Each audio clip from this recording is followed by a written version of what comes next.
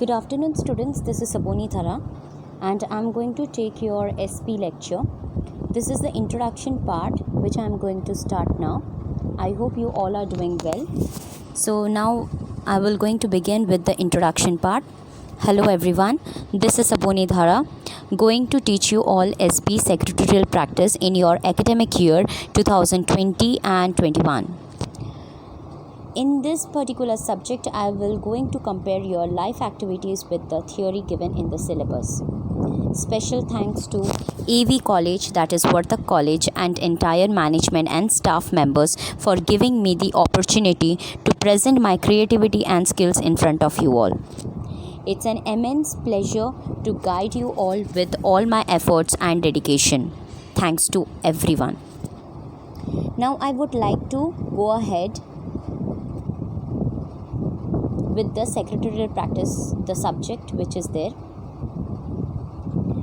The Council of Boards of School Education in India, that is COBSE, has taken the responsibility of bringing out common content in commerce at positive 2 stages of secondary level. It is a dynamic process that brings together technology, natural resources and human initiative in a constantly changing global environment. So secretarial practice, actually it is very much important to understand our commerce students. What does it plays an important role in our organization and in our management. Secretarial practice is not only the personal secretary or personal assistant. It means that it is a practice like as compared to CA, जिसको बोला जाता है chartered accountant. सो वैसे ही CS होता है, that is company secretary, जिनका बहुत ही ज़्यादा इम्पॉर्टेंट रोल रहता है हर एक बड़े बड़े कंपनीज़ में, हर एक ऑर्गेनाइजेशन में. In the absence of a boss, they have to do the work, they have to take the decision all around by themselves. By taking and thinking, initiative, intellectual decision, ये सारे intelligences एक secretary निभाता है. A secretary may be a male or female, but the position is very much important in the organization. यही बच्चों आज हम लोग पढ़ने वाले हैं और ये पूरे साल ये पर्टिकुलरली इम्पॉर्टेंट चैप्टर है हम सब के लिए, क्योंकि इसके अंदर लॉ, प्रोसीजर, फाइनेंस, ये सारी चीज़ों के बारे में बताया जा रहा है. तो चलिए आगे देखते हैं. Information technology is becoming a part of educational operation. Computerized systems are fast replacing other systems. This curriculum will prepare students to analyze, manage, evaluate and to respond to change with effects seriously. It provides a way of looking at and interacting with the business environment. So what does it say? It's saying about secretarial practice, then organization of commerce and management. These all are the subjects. Economics, accounts, these all are the subjects in the commercial purpose, in a business purpose, and for the commerce students to get to know about how to analyze the thing. Analyze का मतलब है किस तरह से आप जज करते हो, किस तरह से आप देखते हो चीज़ों को, किस तरह से आप मैनेज करते हो जो भी आपके पास रिसोर्सेज हैं, किस तरह से आप इवैल्यूएट करते हैं. इवैल्यूएट का मतलब है एग्जामिनेशन करना, देखना, सामने वाले को परखना कि जो भी आपने ट्रेनिंग दिया है अपने एम्प्लॉयज़ को, वो 1 हफ़्ते के बाद, 2 हफ़्ते के बाद या 2-3-4 महीने के बाद उसका क्या परफॉर्मेंस रहा है, वैसे ही वो काम कर रहा है या नहीं, इसको बोला जाता है इवैल्यूएट करना. रिस्पॉन्ड टू चेंज का मतलब है विच अफेक्ट सीरियसली, मतलब किस तरह से आप रिस्पॉन्ड करते हो वो पर्टिकुलर चीज़ों को, पॉजिटिवली, नेगेटिवली, किस तरह से. ये सारी चीज़ें हमें ये चैप्टर्स में सिखाया जाएगा, सेक्रेटरियल प्रैक्टिस में सिखाया जाएगा. किस तरह से प्रोसीजर है, स्टेप बाय स्टेप फॉलो करने पड़ते हैं. और भी बहुत सारे नए नए टर्म्स एंड कंडीशंस हैं जो आपके 11th स्टैंडर्ड में नहीं थे, लेकिन 12th स्टैंडर्ड में पूरा चीज़ें चेंज हो जाते हैं. सो ये एक रिक्वेस्ट है सभी बच्चों को एंड सभी बच्चों से कि वो प्लीज़ ध्यान लगाए ये पर्टिकुलर ईयर में. ये ईयर बहुत ही इम्पॉर्टेंट ईयर है एंड क्योंकि ये फ़र्स्ट टाइम आप लोग भी फेस कर रहे हैं, हम सारे टीचर्स भी फेस कर रहे हैं ऑनलाइन लेक्चर्स. सो इसको हम लोग बहुत अच्छी तरह से जीतेंगे और अच्छी तरह से हम लोग फुलफ़िल करेंगे.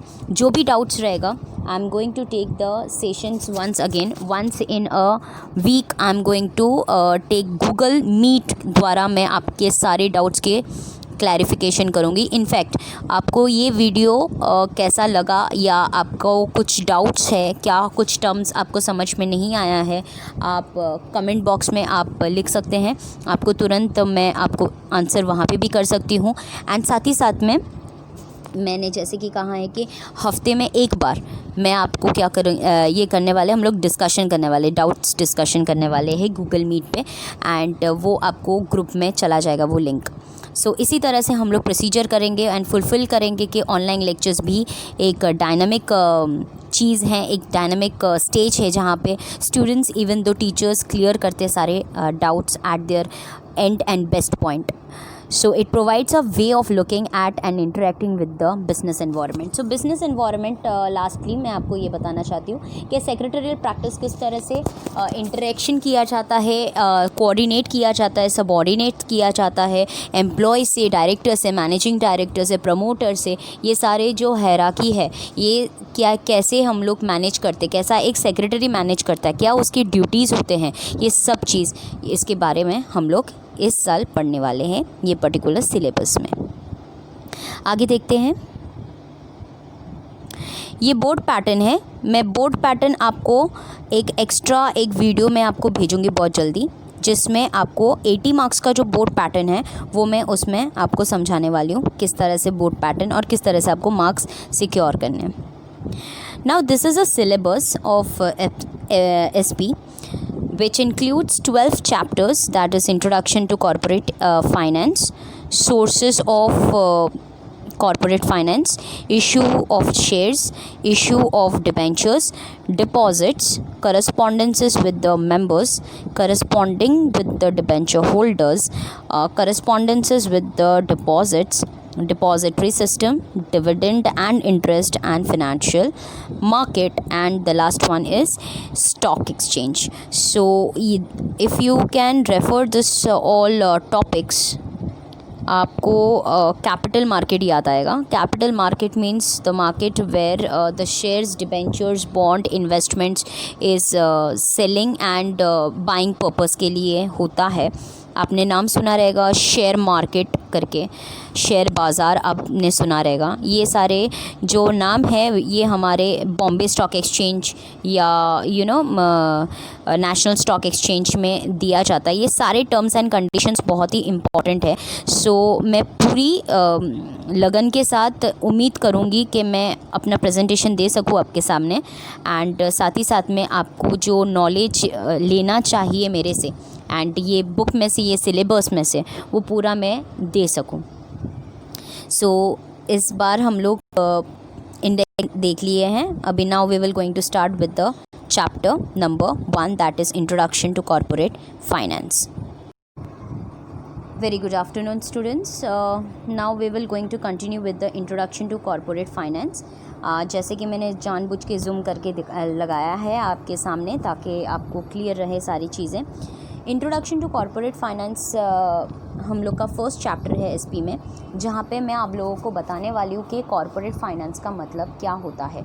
कॉर्पोरेट फाइनेंस का ये मतलब होता है, finance is the blood of the business. कोई भी बिज़नेस ऑर्गेनाइजेशन, भले ही वो छोटा बिज़नेस हो या बड़ा बिज़नेस हो या मीडियम साइज़ बिज़नेस हो, आपको ये बहुत ज़रूरी है ये समझना और ये समझ के रखना कि मनी यानी कि फाइनेंस जिसको बोला जाता है बहुत ही बड़ा रोल अदा करता है। इससे बिज़नेस और भी अच्छी तरह से सेटअप होता है एंड इसके वजह से हम लोग अपने बिज़नेस को रन कर सकते हैं, एम्प्लॉयज़ को अपॉइंट कर सकते हैं, अपने काम पे लगा सकते हैं और साथ ही साथ में हम लोग प्रॉफिट भी अर्न कर सकते हैं। से फॉर एग्ज़ाम्पल अगर मैंने 10 रुपये भी लगाया, छोटा से छोटा एग्जांपल लेते हैं, अगर हम लोग ने 10 रुपये भी कहीं पे लगाया तो एटलीस्ट हम लोग ऐसे एक्सपेक्टेशन कर सकते हैं कि एटलीस्ट मुझे 12 रुपये ऑल इन रिटर्न मिले। सो ये जो 2 रुपये एक्स्ट्रा हम लोग मांग रहे, that is our profit. Okay, we are talking about a profit. So finance is actually very important, क्योंकि फाइनेंस अगर आप इन्वेस्टमेंट नहीं करोगे तो आपको प्रॉफिट नहीं होगा। नो इश्यूज़ ऑन दैट कि कभी कभार हम लोगों को लॉस भी होता है। एंड जहाँ पे बिज़नेस है वहाँ पे रिस्क है एंड वहाँ पे फाइनेंस की बहुत ज़्यादा ज़रूरत है। सो हम लोग ये पर्टिकुलर फर्स्ट चैप्टर में हम लोग यही देखने वाले हैं कि किस तरह से इंट्रो हम लोग को दिया है कॉर्पोरेट फाइनेंस के लिए।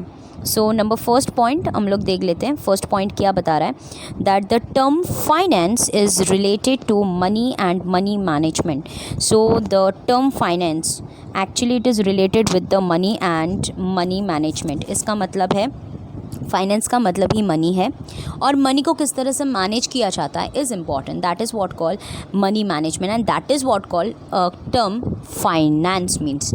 फाइनेंस का मतलब है आपके पास पैसा ज़रूर है, ओके आपके पास पैसा है, आपने तिजोरी में पैसा रखा है, लेकिन वो तिजोरी में पैसा बढ़ेगा नहीं, वो कोई अंडा वगैरह देता नहीं है जो बढ़ जाएगा। 10 रुपये का नोट आज रखा एंड कल वो 20 रुपये हो जाएगा। उसको घुमाना ज़रूरी है, उसको यूटिलाइजेशन करना ज़रूरी है, उसको मैनेजमेंट करना ज़रूरी है। So when we will going to take out that from तिजोरी, फ्रॉम द लॉकर, हम लोग जब भी वो 10 रुपये निकालेंगे और कहीं किसी और को दे देंगे या कोई दूसरे चीज़ में इन्वेस्टमेंट करेंगे और उसके बदले हम लोग को नहीं तो 10 रुपये मिलेगा, नहीं तो 9 रुपये मिलेगा, नहीं तो 13 रुपये मिलेगा, नहीं तो 12 रुपये मिलेगा, वॉटेवर जो भी मिलेगा वो हम लोग का प्रॉफिट होगा, नहीं तो लॉस होगा, नहीं तो कुछ भी नहीं होगा। ये चीज़ आप लोगों को दिमाग में रखना है कि फाइनेंस का मतलब क्या होता है। फाइनेंस का मतलब है money, money power and the power of management. आप किस तरह से मैनेज करते हैं, that is what call a finance, a corporate finance.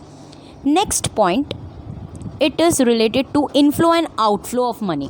Inflow and outflow of money का मतलब होता है जैसे कि बहुत सारे कंपनीज़ क्या करते हैं, इन्वेस्टमेंट एक्सेप्ट करते हैं, मतलब उनकी कंपनी में लोग इन्वेस्टर्स इन्वेस्ट करते हैं और ऐसे भी कंपनीज़ करते हैं कि उन लोग खुद किसी दूसरे के कंपनी में क्या करते हैं, इन्वेस्टमेंट करवाते हैं।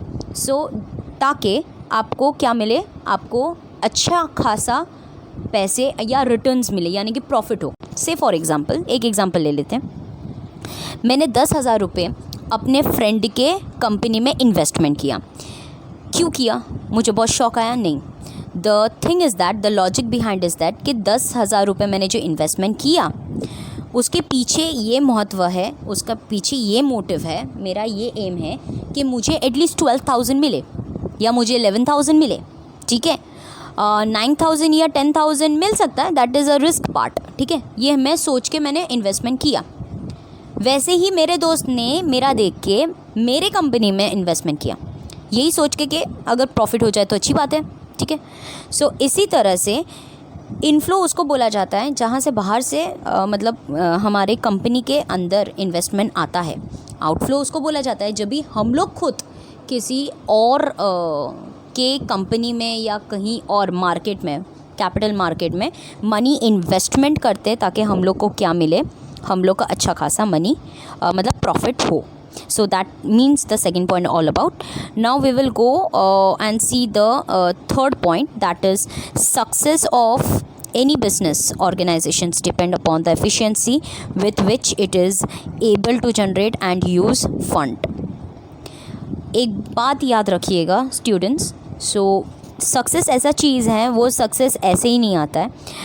आप जब तक अच्छी तरह से अपने फाइनेंस को अच्छी तरह से फाइनेंशियल पावर में नहीं डालें, यानी कि अपने मनी पावर को आप जब तक अच्छी तरह से मैनेज ना करें, आपको सक्सेस नहीं मिलेगा। कोई भी ऑर्गेनाइजेशन ले लो, भले ही एक पान पट्टी का दुकान ले लो या बड़े से बड़े धीरूभाई अंबानी, रिलायंस का बड़ा एक बिज़नेस है, उनका बहुत ज़्यादा बड़ा बिज़नेस है, वो बिज़नेस ले लो। अगर उनको पता है कि क्या प्रॉफिट है क्या लॉस है, उनको एक्सपीरियंस है, सो वो 1 रुपये भी घुमाएंगे ना, उनको 10 रुपये मिलेगा। लेकिन जिसको एक्सपीरियंस नहीं है या जो उनको पता नहीं, इंटेलिजेंसेस नहीं चलाते हैं मार्केट में, तो वो 1 रुपये तो क्या 10 रुपये लेके भी घूमेगा तो वो माइनस में ही उसको लॉस ही होगा। So it is very very important to understand the consequences to generate and to use the funds in a proper and a legal way. आपको पता है कि लीगल एंड इलीगल का प्रोसीजर क्या है। वो इलीगल एंड लीगल का procedure हम लोग ये पर्टिकुलर सब्जेक्ट में पढ़ने वाले हैं कि what are the duties, what are the qualities, what are the management procedures is there in the business, and like that business we will going to start up our finance, we will going to manage our finance. So this is very important thing. So please don't take in mind के experienced वाले ही सब अच्छे होते हैं या non experienced वाले नहीं. The thing is that in business it is very much important to understand कि जिसका इंटेलिजेंसेस एंड इंटेलेक्चुअल डिसीजन होता है, प्रैक्टिकल डिसीजन होता है, वही सस्टेन कर सकता है मार्केट में. अगर आप इमोशंस लेके चलेंगे तो आपका फाइनेंस ज़ीरो के ज़ीरो ही रहेगा, वो आगे नहीं बढ़ेगा और ना ही कोई भी बिजनेस ऑर्गेनाइजेशन में सक्सेसफुल होगा. नो वरीज ऑन दैट कि थोड़ा सा एथिक्स लेके हम लोग को भी चलना पड़ता है, and that is a main point in the business, in running a business. But you need to also concentrate on the things कि आपको जब तक फंड्स यूज़फुल ना हो एंड आप जिस तरह से वो फंड को अच्छी जगह में मैनेज ना करते हो, आपको सक्सेस नहीं मिलेगा. Okay, so this is a key role of the business, of the success of your business. So this is what the introduction. What about the corporate image, corporate finance.